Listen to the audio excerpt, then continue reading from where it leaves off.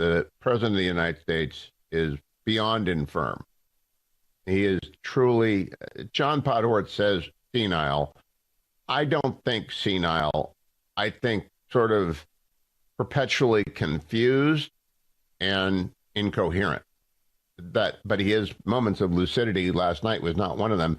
He went on Univision and said this. Can we play cut number 23? I think what he's doing is a mistake. I don't agree with his approach. I think it's outrageous that those three vehicles were hit by drones and taken out on a highway where it wasn't like it was along the shore. It wasn't like there was a convoy moving there, et cetera.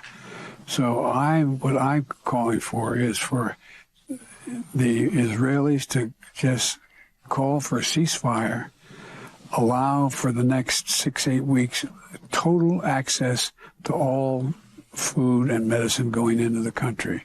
I've spoken with everyone from the Saudis to the Jordanians. Stop right there. A unilateral ceasefire by Israel for 2 months while they've got however many hostages are left alive. What do you think he did to Hamas's consideration of the offer on the table that mediators had put forward? What do you think the president did yesterday when he said, I want a unilateral ceasefire? He killed the opportunity to get those hostages out before they're dead. And that is a nightmare. It's incoherent. He's incoherent. There was more incoherence in that interview. Let's play cut number 16, please. Did you spend a lot of time thinking about what your legacy would look like?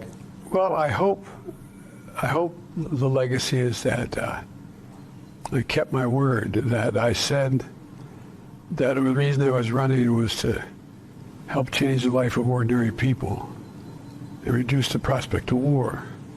And because of Vietnam.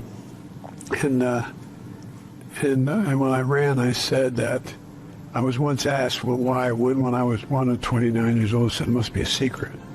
And I said, yeah, the secret you got to ask yourself is, what are you willing to lose over? You figure out what you're willing to lose over, you got an idea what you should be doing. And so I hope my legacy is that I was honest, straightforward, and did what I said. This makes no sense, right?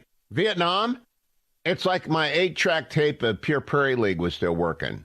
Amy, what you going to do? Vietnam, that was, by the way, 6 years after Vietnam. Vietnam, I don't know what he's talking about. Nobody knows what he's talking about. And he looked and sounded horrible. Cut number 17. If you're watching on the Salem News Channel, he is absolutely feeble and infirm. Cut number 17. Have you made a final decision on taking executive order in terms of what you want to do at the border? That includes the power to shut down the border, as it was suggested.